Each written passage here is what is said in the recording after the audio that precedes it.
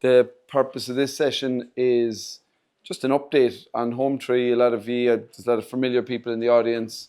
It's just what we've been up to in the last year, where we're at, and maybe where we're trying to go to. So that's purpose of the hour. The kind of format will be, we might speak for about half an hour. We've just a couple of images, just very light images to show you about that detail the story, and then we can just open it up to conversation or questions from the room.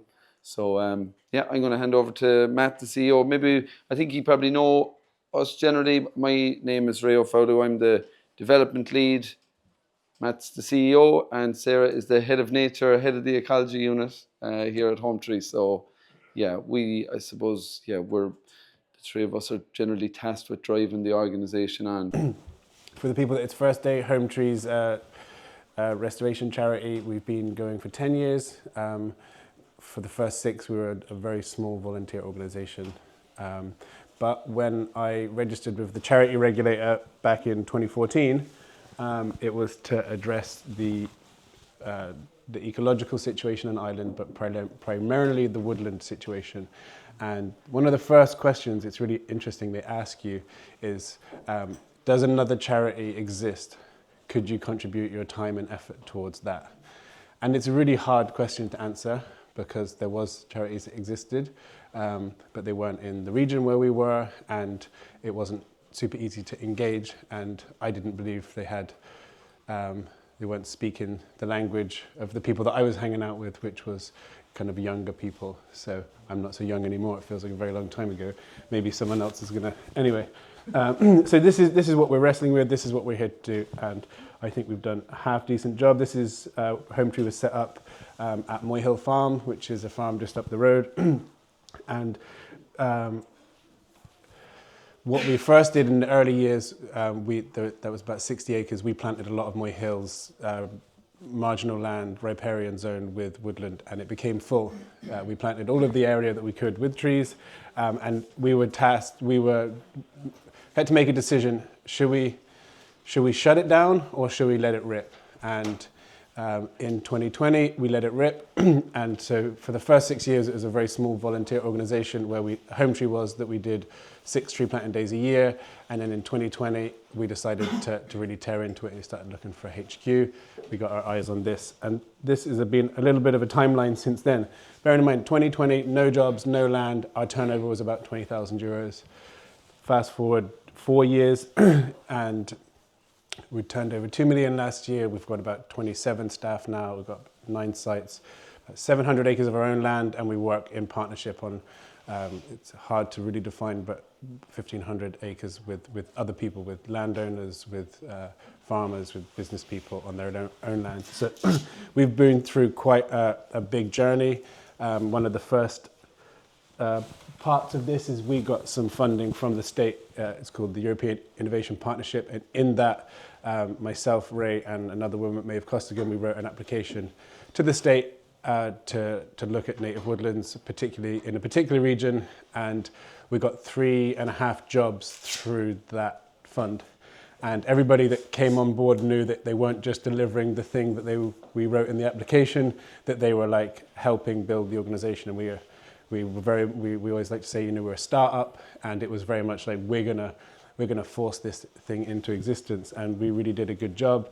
There was a vacuum, I believe, in the space, so we did quite well because of that, and it was good timing from a funding and commercial point of view, because we got money from businesses wanting to give back from nature. During that time, like myself and Ray, we would be constantly living in the future, thinking what's next, how can we expand, how can we scale. I often think that it's my job to live in the future. So some people say, how was the weekend for you? How was the conference for you? How's the year gone for you? And I'm like, great, but what about? And I'm always thinking about what about. And sometimes when we do a successful conference like we did the other day, I'm not feeling joyous or wonderful. I'm feeling more kind of relief, just like an athlete that's learning a new trick or trying to break a new record. When you get there, you're just like, thank God, rather than woohoo. So not a huge thank God. I wasn't hating that it was happening, but just we'd already been living in, say, the conference for 6 months. We've been going through it day in. So at the end of last year, the whole staff, the whole board, we came up with a 1, 3 and 10-year strategy. We talked a little bit about the strategy process at last year's summer school, but this, after the summer school, we really dove deep as a team, myself, Ray and Sarah. We did a lot of work on our values, on our mission, and really what success would look like in the coming 1, 3 and 10 years.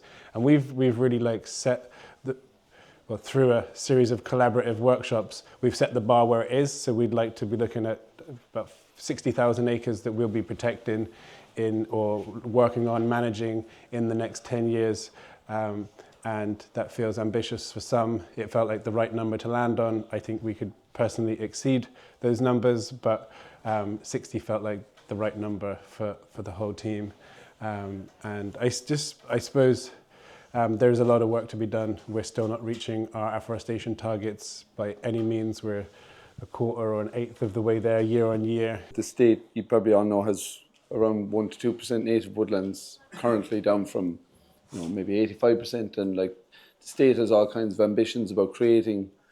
It wants us to be at 18% woodland cover, all types, by 2050, and to get there you need to do about 18,000 hectares a year, and right now the state is doing 2,000 hectares a year. So we're not even at the races. The state, Ireland isn't. And interestingly, a lot of the woodlands we're actually creating, and I'll get onto this when I start talking, are actually being created through land abandonment, which isn't necessarily a good thing. It can be in some instances, but it's not good for the community. So, no, I think that was perfect. So I think maybe, Sarah, just before you go on to, you run the ecology unit here, and that's a key piece of work. Matt mightn't have said it, but we're very much a kind of a evidence-led organization. It's very much a holistic approach what we're doing, but it's also rooted in, we want it to be rooted in good science, and your unit is tasked with that. But perhaps before you get onto that, I think it's worth mentioning the values. We did a bit of work on them in Scotland.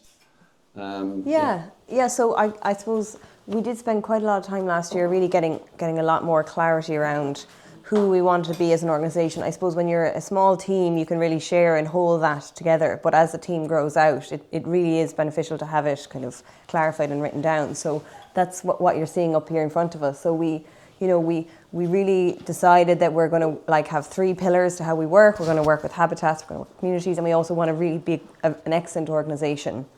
That ties in where we're using science, we're using research, we're trying to be the best nature restoration charity we can be. And as part of that work, so we established that we have our 3 shared values: nurturing, pioneering, and pragmatic. So that's where we kind of had a whole process. We engaged everyone on the team, everyone on the board, and we kind of really distilled everything to get down to these three terms. We have them kind of explained out in a few lines on our website as well. But I suppose pioneering was probably the first one that we all kind of came to. We want to break new ground. We want to make change. We want to be out there making new things happen. We want to be pragmatic and not, we don't want to get too caught up either in the absolute best practice or the what ifs. We want to be kind of grounded, rooted, cost effective. And then in terms of both the land, in terms of the communities we work with, in terms of our staff and volunteers, we want to be a nurturing organisation. We want to, have people feel fuller and the land be fuller after engaging with us than otherwise. So yeah, those are 3 things now that have been, it was a big push to kind of really slow ourselves down to have all those conversations, make that happen. But now it means, as things come up and in challenging situations, we can ask ourselves okay, how can we be nurturing in this? How can we be pioneering? Is this being pragmatic? So it has actually been really beneficial. So yeah, those are...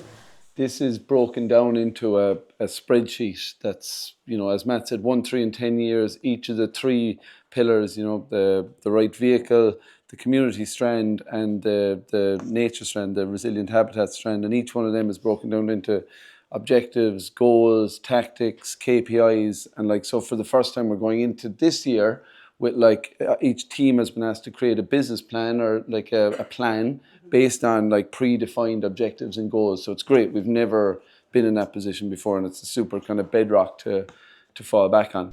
I might just add one thing. So we came up with this strategy. It's detailed. It was it was a real kind of slog to get to, and we could all agree on where we want to go. We could all agree on who we were as an organisation, you know, the values that we had, and what was important to us, and we could all agree on the mountain in the distance that we wanted to climb.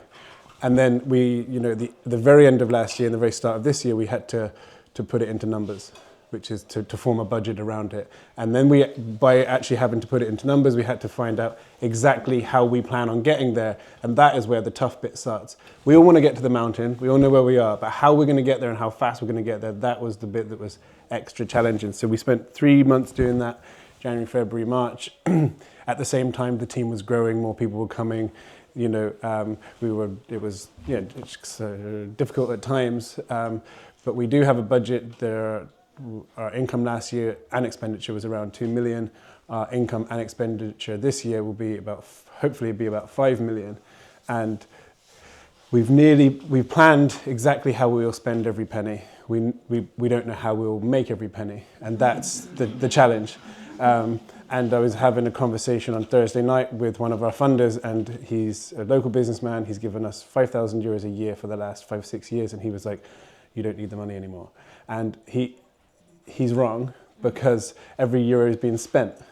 We don't have it, but every euro is being spent. And we've recently got some great grants from the government and some foundations, but that's to do a very, very particular thing, and it hasn't helped us achieve our land targets. It hasn't helped us put toilet paper in the toilet. It hasn't helped us get drinking water tap on site. There's a lot of things that we're still going towards. So I pass it over to you now. I think that's a really useful point, that on paper it can look like there's lots of money in the bank or lots of money coming in.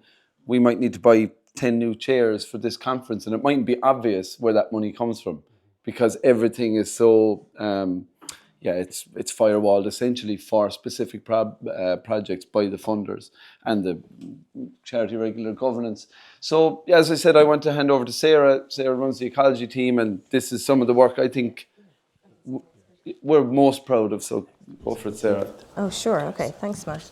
Yeah. So, as Ray said, we're extremely proud of the work that's been done over the last couple of months. So, last May was the first time we had someone kind of full-time working on the ecology for the site. We now have 2. Hopefully we'll be expanding that team out as well.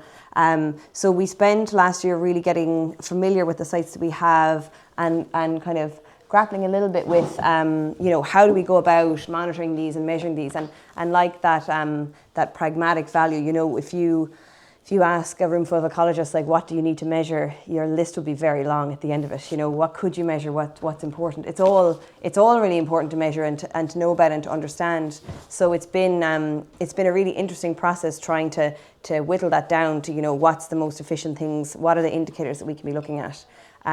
So we have spent quite a bit of time over the last few months coming up with a baseline protocol. So we now, as new sites might come online, or if we're working with others, we have our kind of list of what we're going to move through, what kind of factors will we be checking, and we moved on to doing kind of restoration management plans.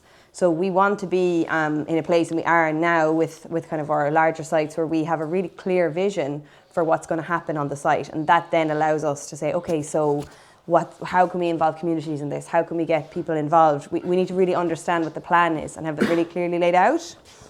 The Jess Beresford and Fiach Byrne, our 2 ecologists, and Jess Williams spent quite a lot of time on that over the last couple of months. And we worked very closely with Beck. They're one of the leading botanical and environmental consultancies in the country. So they gave us quite a lot, which has been hugely, it's I think a really valuable collaboration. They've been working in this space for kind of 20 years. We're a relatively young organisation, but being able to access that kind of level of experience means we can just keep moving, and be more efficient. So that's been a great collaboration with them. And so we now have across, this is a map of our Galway site. I think this is the peat depth map. So we were up for the summer with nice peat probes, walking throughout all of these sites. That was just one of the things we had to assess. What's the peat depth across the site? And we can put that together. That's one of the layers that can inform our management plan. We did this in our Sligo site as well. I might see what else we have. Yeah, this is our slide in Sligo. So this is just, I guess, maybe some of the outputs just to give you a sense of what we've been working on. So this is our site in Sligo. This here is where there's a beautiful pocket of riparian woodland, old hazel woodland. That's the Easkey River, but it's a very degraded bog habitat. So it was Fiach and Jess went out and they just on the ground mapped all of the kind of important features of bog erosion or of open peat, hags, things like that.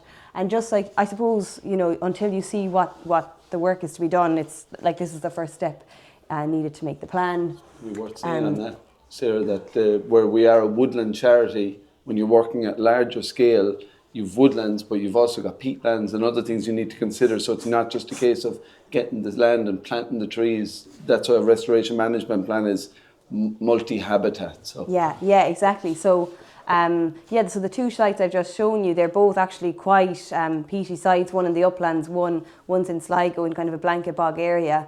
They wouldn't be necessarily the first sites you'd pick as just a pure woodland charity. Now this one does have a beautiful pocket, but I kind of spoke about this on the walk earlier, we want to be facing the challenges that everyone is facing. These are the sites that are, these are the sites that are available, these are the sites that are widespread across the country. What was really interesting, I think, in particular, like what Ray said, so this is multi-habitat. It's quite complicated. You're looking at a lot of factors between the kind of blend of habitats, and it's not something that's been done kind of at this level of detail on a multi-habitat basis much in Ireland really at all before. So we're one of the first organisations to, because we did quite a lot of reaching out to other groups to try and learn as much as we could before we got started on this process. And this has been done maybe for, this is our woodland that needs to be restored. But looking across, tens of acres of complex habitats, this is a relatively recent process. So we've really it's a huge step forward for us as an organisation. We're really proud of it. And then I suppose we really benefited from, for example, here, the decision, so I suppose one thing that was very useful was that visioning piece. We spent quite a lot on that. Like, how do we need to decide what is our vision for this site?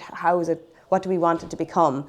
And then you feed that in with all of the kind of data that you get, because there's so much information feeding into this. And for example, like in this site, so on the west of the road, it's the bog is in such a condition that there's potential for it to be restored, but on the east, it really doesn't look like that's going to be possible with kind of all the factors going on around it. So, we've made the decision now that we're going to be managing this for a bog woodland. So rather than just be pouring money into, a process that's probably never going to be successful, we're going to say this bog is kind of beyond restoring, and we're going to now allow it to transition into the next most valuable habitat that we think it could be, which is going to be a bog woodland, and allow this existing woodland to expand out. So that's the sort of like high level decision and planning that can only be done really after there has been kind of weeks and months of really assessing and getting to know exactly what's going on out there. So that was a huge body of work for us, and I'm really proud of the team. They've done an amazing job on it, and we got some great really expert consultancy on it as well. And now this is our process. So the next time we need to do this again, we've got our protocols, we've got our system. This is how we're going to go about it. In some ways, it's almost like whereas you're using hard science, setting the objectives, the vision is philosophical. Some people are like, grassland. Some people are peatland. And there's some habitats, there's incompatibility, but some say like a species-rich grassland could also be an oceanic woodland. Mm-hmm. And, who's to call which there is an evidence base for what ones we really need to look after and ones we really need to restore. Yeah. But, I think the question, it depends, came back to us so many times, and we were engaging with experts, and it can be so frustrating when you're, there's so many variables, it can be so complex. We were just really seeking, like, this is the answer, in this place, and that's the answer there. But that's just not how this works. So setting that vision was a really big step for us, and it's really been beneficial. And then that can kind of guide you, because that's all this is, it's all guiding towards what's the right. There's no exactly this is the right way to do it. You've got a lot of support from the National Parks and Wildlife Service as well to do some of the assessments and planning on our own sites, but something that mightn't be clear, like our strategy, as Matt said, is 57,500 acres. Our own land is only ever going to make up a very small fraction of that, a few thousand acres.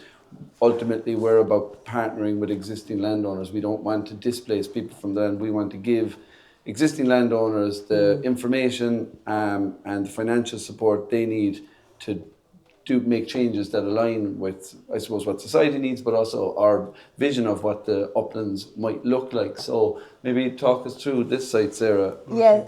Yeah, I'm conscious of that. So we do want to have loads of time for questions. So yeah. I'll fly through mine. This, I suppose, this is just one example. So that through that Natura Communities Fund, the MPWS have put out, we've used that now. We have 3 projects this year. This is working with a community group who have identified we have beautiful woodlands in our area. We want to do something to protect it. And they approached us. So now we're supporting them. Our ecology team are going out and working with them directly to kind of start that process. It's early days, but we're going to go and do field assessments, kind of start working towards having a management plan for them in the future. So we're kind of learning on our own sites and then as quick as we can implementing it and offering it to other groups as well.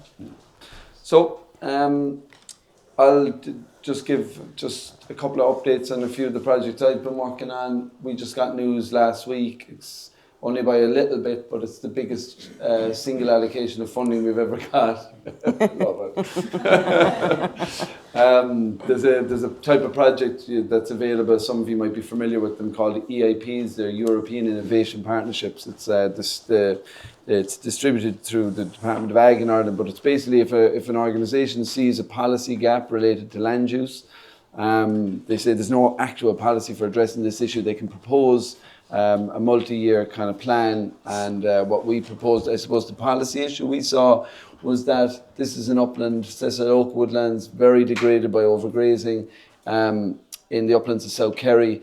There's no policy mechanism to restore these effectively or to create new ones, and there's really specific obligations on the state to create new ones related to the nature restoration law. What you've also got in these areas is this abandonment of land. So you've got land going back to woodland, can be a good thing, but that could be infested with rhododendron as well. So there's no intention behind it, and there's also no socioeconomic benefit. That's failure, that's a failure to us, and I think it's a failure to the community. So what we proposed to them successfully was to identify 8 to 10 high potential woodland restoration sites in the McGillicuddy Reeks, multi-landowner like the Claindra scenario.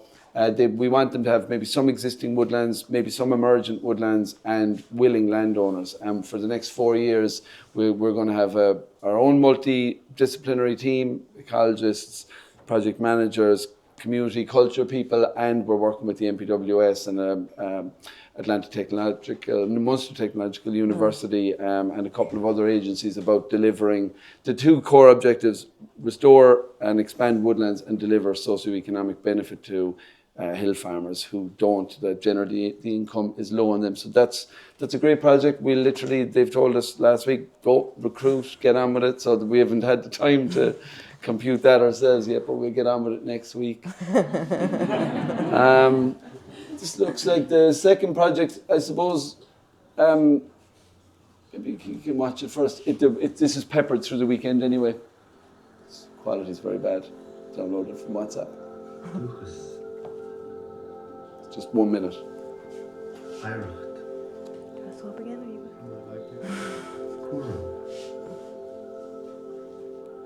Tugel. Wishlacht. Flagulacht. Jean Shanaches. Heavy. So that's maybe the last of my roundups. You'll probably see it woven through the whole weekend. Is the Ardnaculla supported by Creative Ireland. I suppose it was our opportunity to do maybe like amend for what conservation organisations have done in the past, which they've arrived in areas with the solutions. And this was maybe our opportunity to send their artists. I call them creative researchers. They're just there listening and feeding back insights. And one of the biggest things actually just building relationships and connections between Hometree and the communities we're really interested in working with. So yeah, you'll just see the Ardnaculla everywhere through the weekend. So just 2 other updates before we just break out into the questions. We're currently working, we've been lucky to get support from a Galway-based philanthropy who really wanted, they really wanted to plug any strategic gaps that we had. They said, like, we don't want to support work that you can get money from the NPWS or somewhere else from. We want to support work that's really hard to get support elsewhere. So what that work allowed, that support, it's a 3-year